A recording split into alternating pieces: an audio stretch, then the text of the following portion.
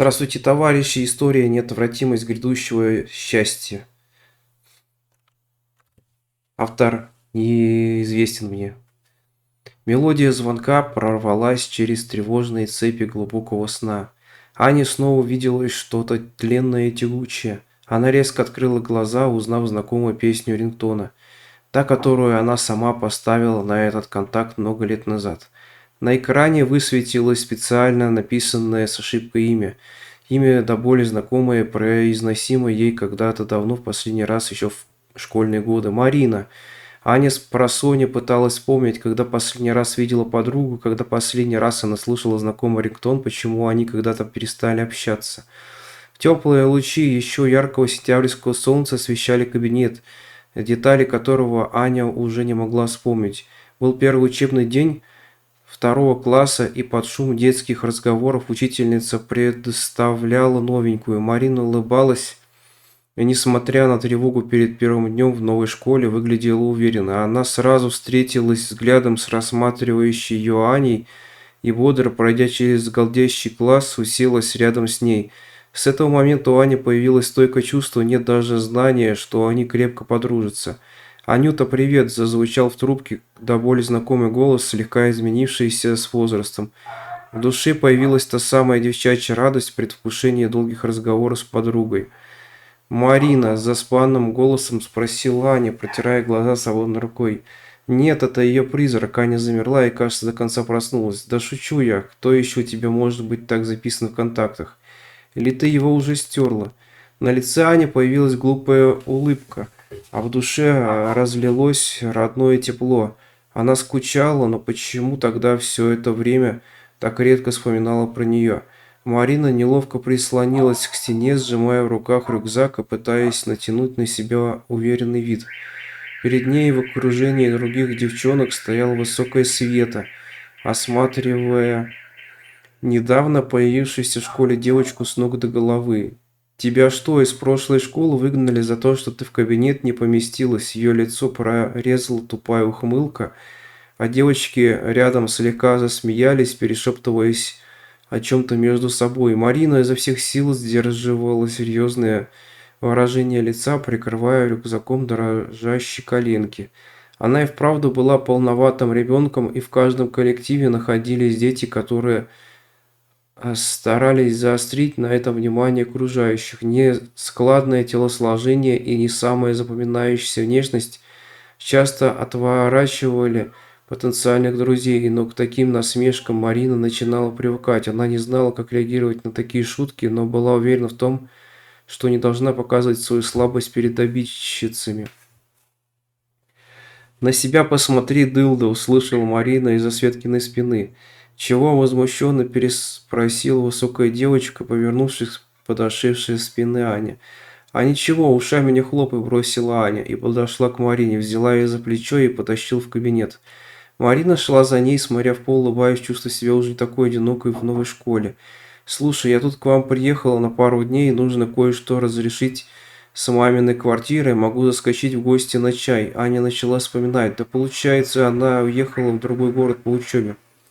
Наверное, поэтому их дружба угасла. «Конечно, буду ждать тебя», сразу же ответила она. Было радостно от ожидания встречи, но что-то странное не давало ей покоя. Она подумала, что это еще не выветривающие остатки паративного сна. Подруга положила трубку, и Аня подошла к окну, чтобы проветрить комнату и заодно свежить голову. На улице было тепло, хотя ночью шел дождь, но легкий ветер разбивал духоту. На эти выходные Андрей с дочкой очень кстати уехали за город к его родителям, так что Аня подумала даже предложить Марине остаться на ночевке, как в детстве. Весна не спеша согревала пока еще не обросшую травой землю. Было уже слишком тепло для пуховика, но недостаточно тепло для того, чтобы уходить на улицу в футболке. Они встретились на своем привычном месте в небольшом парке по соседству со школой. Марина свесила ноги с наклоненного, почти обвалившегося дерева, которое они ласково называли корягой, и стряхивала пепел сигареты на прошлогодние листья. А Аня бродила по кругу, раскидывая ногами ветки, кожурки от семечек и брошенные бычки. В этой части парка людей почти не бывало, поэтому Подруги часто гуляли там после уроков. Ты уже решила? Решила что? Аня замерла, не поднимая голову. Пойдешь в колледж? Повторил вопрос Марина. Не знаю, она подняла случайную сухую ветку земли, чтобы чем-то занять руки. Мама гонит после 9, наверное, пойду. А ты сама пойдешь с ожиданием? Спросила подруга. Аня не ответила, она повернулась к небольшому оврагу и запустила веточку куда-то на его дно. Без злобы или раздражения она просто не знала, что ответить. Аня не хотела уходить в конце следующего учебного года и менять окружение, особенно не хотела отдаляться от лучшей подруги, но мама как будто все решила за нее. Ань окликнула ее Марина, уже затушивший бычок о ближайшую ветку. «Почему ты тогда заступилась? Думаю, эти девочки были покруче меня. Наверное, почему ты подружилась со мной? Они же тебя ненавидели потом». «Да мне плевать, что эти дуры там про меня думают. С тобой всегда было интереснее». Аня сама не пользовалась популярностью в своем классе, хоть и не обладала отталкивающей внешностью или какими-то странностями в поведении. Но, возможно, она все равно отличалась от других детей достаточно, чтобы ее сторонились.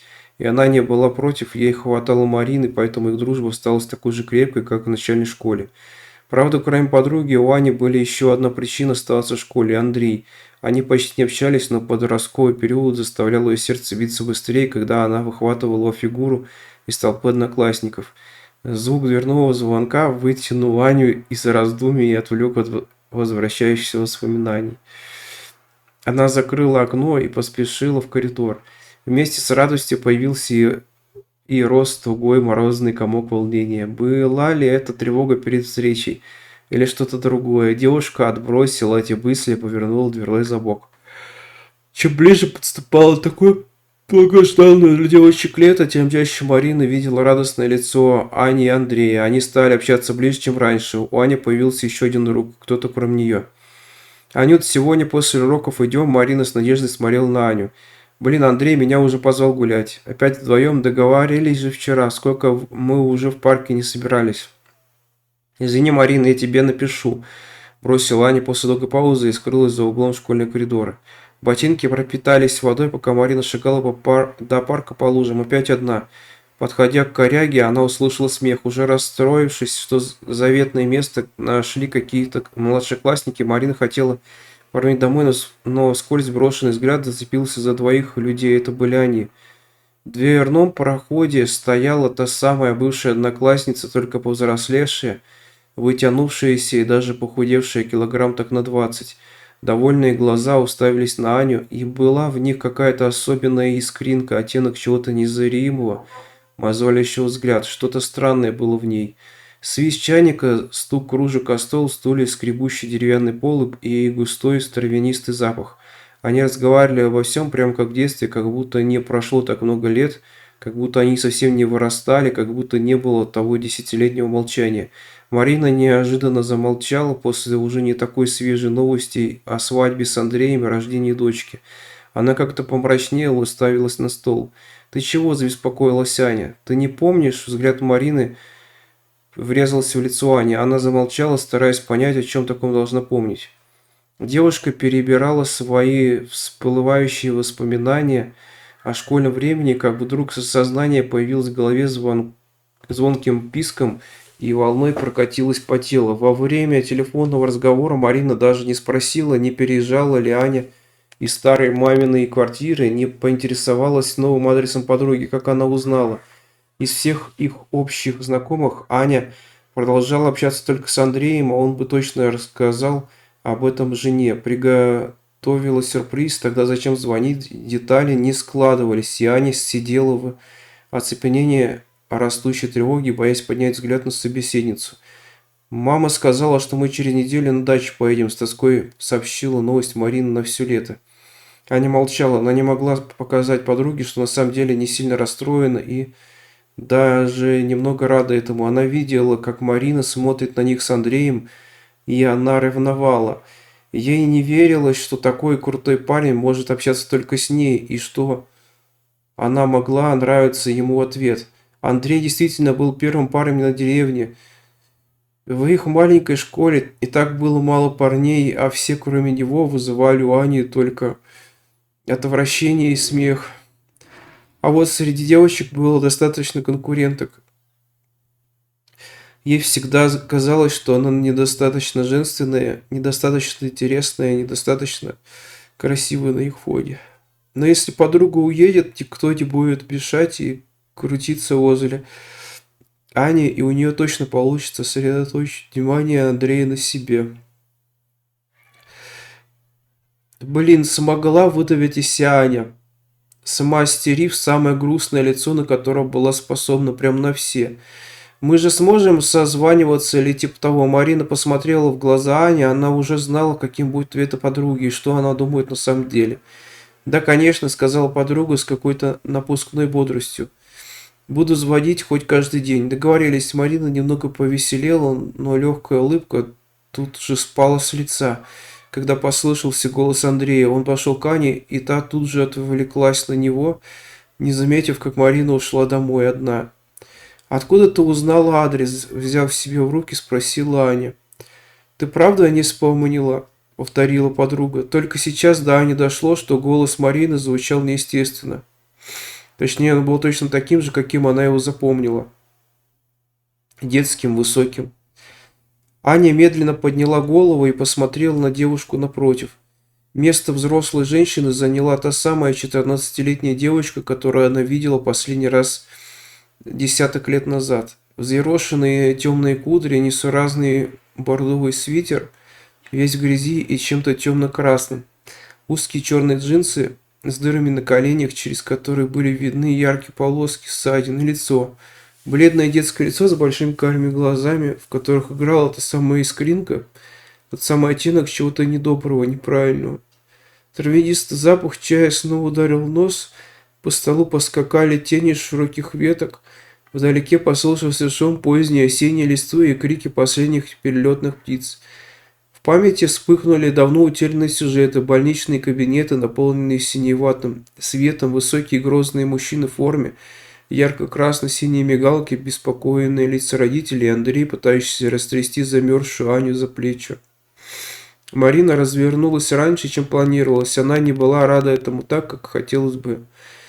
За 2 месяца они созвонились только трижды. Марина уловила намек, Аня отдалилась, а кроме Ани у нее не было никого, только пар, коряга и сигареты.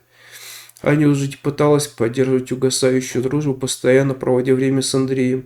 Тянулись сентябрьские дни, школьная серость сменялась на серость домашнюю, а сигареты в поисках новых ощущений сменялись на вещи потяжелее. Внезапно интерес подруги сбил Марину с толку, когда она явила новое входящее сообщение от Ани. Впрочем, мотив вскоре стал ясен. Это был не внезапный порыв восстановить дружбу, а просто желание подруги достать вещества из надежных рук. Это порадовало Марину, несмотря на обманутые ожидания. Они договорились встретиться ночью у коряги, вдвоем как раньше. Марина выжидающе смотрела. Ты вспомнила, что было в тот день? Лицо Марины искажалось, пока она задавала вопрос. На неестественно бледном лице, где-то в районе виска, появилось черное пятно, похожее на синяк или гангрену. Оно начало расти, повторяя узор веток парковых деревьев над головой. Глаза стали белесыми и закатились. Ссадины на ногах, лежащих на желтой высохшей траве, теперь были грязными ранами. Ты знаешь, лицо девочки приблизилось к Ане. В порыве накатившегося животного ужаса Аня вскинула руки и со всех сил оттолкнула Марину или то, что выглядело как она. Стул перевернулся, и вместе с ней спинкой вперед упал прямо в темнеющую пасть оврага.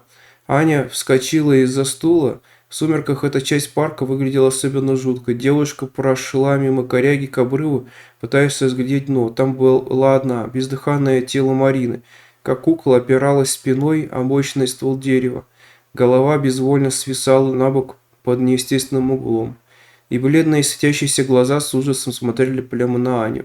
Она наконец вспомнила, почему они в один момент перестали общаться. Вспомнила, почему так ни разу не открыла контакт своей лучшей подруги после этого дня. Вспомнила, почему молчала и всеми силами пыталась стереть из головы тот сумрачный сентябрьский вечер. Ужас с еловыми колючками собрался с конечности и холодным ударил куда-то в грудь. Она отшатнулась, не выдержав взгляда со дна, так ясно пробивающего сквозь темноту ночи, продирающегося через тяжелые засовы спрятанных воспоминаний. «Почему ты это сделала?» Голос Марины звучал уже в голове, Аня судорожно заткнула пальцами уши, попытке заглушить его. «Это ты хотел убить меня тогда, я знаю». Аня сорвалась на отчаянный крик, пока ее глаза наполнялись слезами. «Ты для этого сказала мне прийти одной. Ты хотела отобрать у меня Андрея. Я видела, как ты на него постоянно смотришь». Марина злобно посмотрела на Аню, сидящую за столом напротив нее. «Нет, ты вспомнишь», — сказала она рыдающей и повторяющей одно и то же Аня. Потянулась через стол, смахнув по пути кружки с чаем и обхватила голову подруги почерневшими гнилыми руками. «Ты вспомнишь, что было на самом деле». Через корни волос новые эпизоды втыкались в память. Она пришла к коряге с Андреем и спорила с недовольной Мариной, убеждая ее в том, что он не отпускал Аню одну в такой поздний час. Еле как уладив начинающуюся ссору, они все-таки вернулись к изначальной цели встречи. Первой попробовала Марина, затем передала Ане, буркнув, что на троих дозы может не хватить. С мощным вдохом легкие загорелись и наполнились тысячами острых иголок. Аня закашлялась и приземлилась на корягу, наблюдая за расплывающимися ветками, судорожно вдыхая землистый запах пыльного ночного паркового закоулка. Андрей опустился рядом, как в замедленной съемке. Повернув голову, она увидела шатающийся силуэт Марины, повернутый к ней спиной. Она обиделась. Аню вдруг одолела злость, заполнив ватную голову горячим комом. Она встала и поплелась, стараясь не запнуться, в сторону сидящей спиной к ней девушки. «Что тебе не нравится? Что тебе постоянно, блядь, не нравится?» Губы будто двигались сами. Связки без ее ведома извлекали нужные звуки. «Ты хочешь Андрея? Я знаю, ты хочешь. Ты думаешь, я не вижу, как ты постоянно на нас оглядываешься. Почему ты не можешь просто отъебаться? В чем-то проблема?» Слова лились потоком, заброшенные с высоты снежного склона лавины, гора неубранных дворников листьев, грязной воды из лужи, разбрызганной ботинком. Аня надеялась, что Марина не обернется, что она каким-то образом не услышит ее слов, что это все дурной приход и скоро все пройдет, но она обернулась. «Да, твой Андрей нахуй мне не нужен», — ответила она скачущим под воздействием химии голосом. «Если тебе так не всралась наша дружба, если тебе все равно на меня, и ты хочешь продолжать быть таким гребаным мудачом, вали к нему, вали в свой колледж. Только сотри мой номер и не мучай меня своим присутствием». Марина встала и легко толкнула Аню в плечо, прежде чем развернуться и заковылять прочь. Глаза заволокло алой пеленой, а в голове не осталось мысли. Перед глазами мельтешили муравьи, ноги будто вросли в землю. Грудь разрывалась от гнева и возмущения, порастающим через рёва, будто сосновой ветви. Возможно, где-то в глубине души Аня поняла, что была не права, но разум не собирался, как кусочки сложного пазла, и мозг заполнил единственный призыв – ответить, оттолкнуть. Руки сами поднялись и резко вытянулись вперед, ударяя Марину в спину, и она, не удержав равновесия, соскользнула прямо во враг. Испуганный взгляд, последний раз открытый в немом крике рот и глухой стук. Тишина, слепое безмолвие. Взрослая Аня села на краю того самого оврага и стала спускаться вниз, цепляясь пальцами за грязные коряги, цепляясь разумом за поток воспоминаний. Андрей в ужасе трясет ее за плечи и тащит домой. Андрей придумывает алиби, Андрей говорит с полицией, и взволнованной мамой Марины Андрей пытается докричаться до Ани, пытается привести ее в порядок, Аня молчит, она будет молчать годами, не поднимая эту тему даже с самыми близкими людьми. Она несет этот обед тяжелым грузом. Она ходит по врачам и психологам, оставаясь такой же безмолвной, тускнее с каждым днем, теряя силу от ужаса, пустившего гнилые корни слишком глубоко в ее душу. Андрей уходит. Не было свадьбы, не было переезда в уютную и светлую квартиру, не было прекрасной маленькой дочери, не было счастья. Оно осталось где-то там, на дне оврага, вместе с оборвавшимся детством, слабо сияя и тихим голосом умоляя Аню вернуться. Высокие деревья сомкнулись верхушками, словно древние колонны, еле пропуская тусклый лунный свет через крышу густого листвы. Весь мир исчез, и в реальности остались только Аня, бледущая по опавшим листьям и скользкой грязи в кромешной тьме, и маленькая Марина, тихо лежавшая с широкого алтаря ствола, по которому стекала ее темная вязкая кровь. Аня упала на колени, марая уже потрепанные джинсы еще больше. «Прости», – прошептала прошептала она. «Прости, прости, прости, прости, прости, прости, прости». Голос надрывался, становясь громче и жалобнее. «Я дура, я поступила отвратительно. Я не должна была делать этого. Мне очень жаль. Прости, прости, прошу. Если ты еще можешь», — повторяла она, вцепившись пальцами в липкую черную землю, глядя в безжизненные глаза мертвой девочки. «Прости меня». Хрустнули давно отвыкшие от движений кости. Резким движением тело оторвалось от ствола. Неуклюже, слегка неестественно двинулась навстречу рыдающей девушке. Марина обняла Аню, крепко сжимая разложившиеся костлявые руки у нее на плечах. От нее пахло сигаретами, еловым лесом и сырой гнилью. Но Ане было все равно. «Прости, прости, я не хотела, случайно. Я не могу без тебя. Я так скучаю, мне очень плохо», — тараторила она, уставившись в пустоту, словно читая молитву. «Я просто очень любила его. Я хотела быть счастливой, я не хотела убивать тебя, прости». «Я прощаю», — прервала истерику подруги Марина. Она говорила спокойно. «Я прощаю тебя. Я хочу подарить тебе твое счастье». Она отошла от Ани и улыбнулась тем, что осталось от ее высохшего рта. «Я верну его тебе». Я не могла поверить. Каждый день, каждую минуту с того осеннего вечера она корила себя, представляя свою жизнь без этого ужасного дня. Оскорбила, не могла простить себе того, что сделала под приходом. Если бы она не написала тогда Марине, если бы не пошла ночью в парк, все сложилось бы иначе. И теперь Марина давала ей шанс прожить это иначе, обрести потерянное счастье. Аня взялась за липкую черную руку и пошла за Мариной. Они двигались сквозь колонны, поднимались по склону наверх. Они спотыкались и поскальзывались, но все-таки перемахнули через чавкающие грязные края ямы. «Иди», — сказала Марина, отпустив руку. Аня пошла. Она обернулась последний раз, чтобы поблагодарить Марину, и когда встретилась с ней глазами, тело снова пронзил ужас. Глаза девочки сияли той самой недоброй, мстительной искринкой. Это ложь. Колесо повернулось вновь, она вернулась в начало петли и неотвратимо грядущего счастья. Это было бесконечное наказание. В глазах потемнело, а в руки и ноги воткнулись тысячи острых сосновых иголок. Мелодия звонка прорвалась через тревожные цепи глубокого сна. Аня снова видела что-то тленное и тягучее. Она резко открыла глаза, узнав знакомую песню рингтона.